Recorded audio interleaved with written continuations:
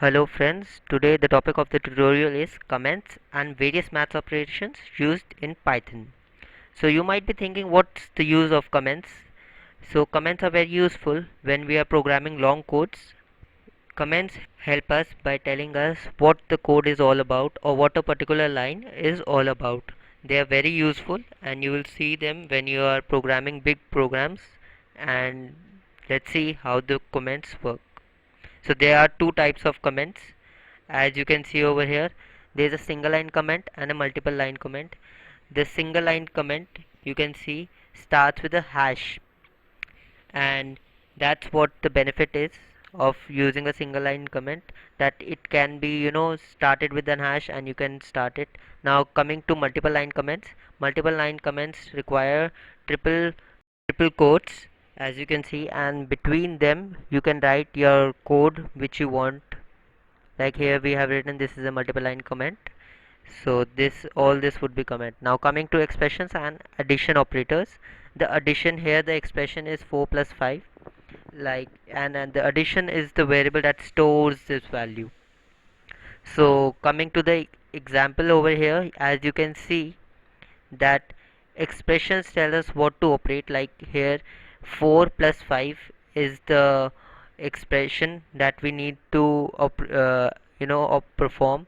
Like 4 plus 5 will be stored, the value of these two would be stored in addition using the plus sign over here, as you can see. So the value of 9, summing up both of them, would be assigned to the variable addition over here. Now next we have subtraction, division, multiplication. Let's come to the slide and see a few examples of all of these.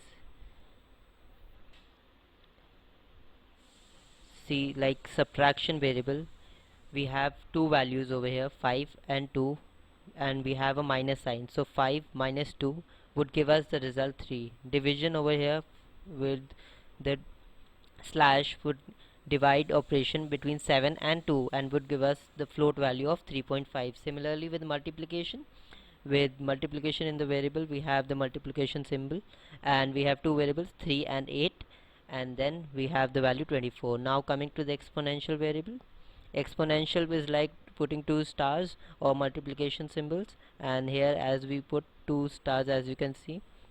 So what it does is it multiplies 3 into 3 into 3. So the first variable is multiplied how many times is this variable. So in this like 3 into 3 into 3, 27 is what we get, and that is what is assigned to the exponential over here, like the exponential. So here we would be using floor division, as you can see. So floor division in this example, like floor division 1, 16, we use double slash, 16 divided by 3, so it would give us 5. You might be thinking that how is it possible.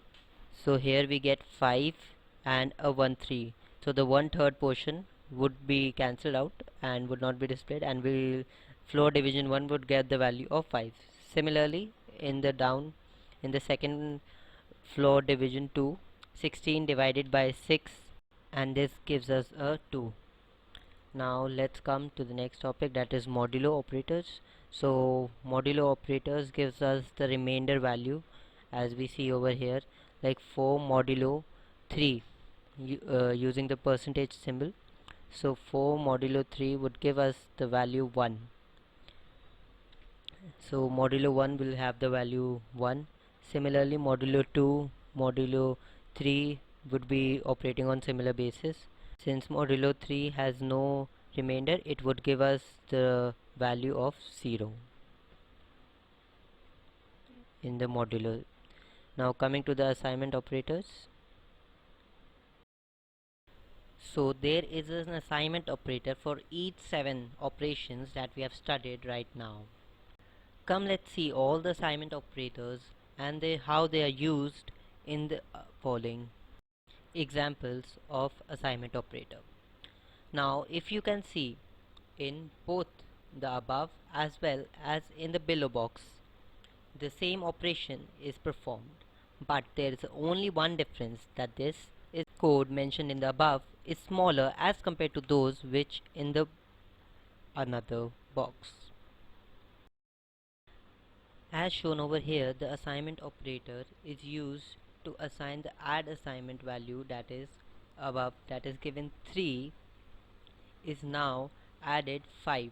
So the resultant would be an 8, which is then assigned to the add assignment.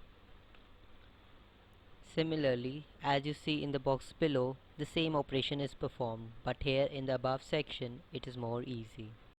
But do remember the value which we are incrementing should have a value assigned to it before, like here 3. Now we can do the same operation with subtraction, multiplication and division assignment operators. As now you can see in this left section of the slide how it will look when the assignment operator is not used, and in the right section how is it when it is used. Similarly, we have those for the exponential, floor division and modulo assignment operators as seen in this slide. You can pause the video to get a better look of the following. Now let's come to the order of operations that are performed in Python. So coming to the precedence, like first brackets, then exponential forms, then modulo, floor division, division and multiplication, and then at last we have addition and subtraction that are performed in this order itself. Now let's do this with the help of an example. This will help you to give a better understanding of the concept and how things perform at the back of. I will go step by step in this example and give you a better understanding of how the operations and how the order works. Now in this example, as you see, there are parentheses that have the highest precedence, so 9 minus 7 would be the first one to be solved. Then later we have the exponential values that would be solved, the modulo, the floor division,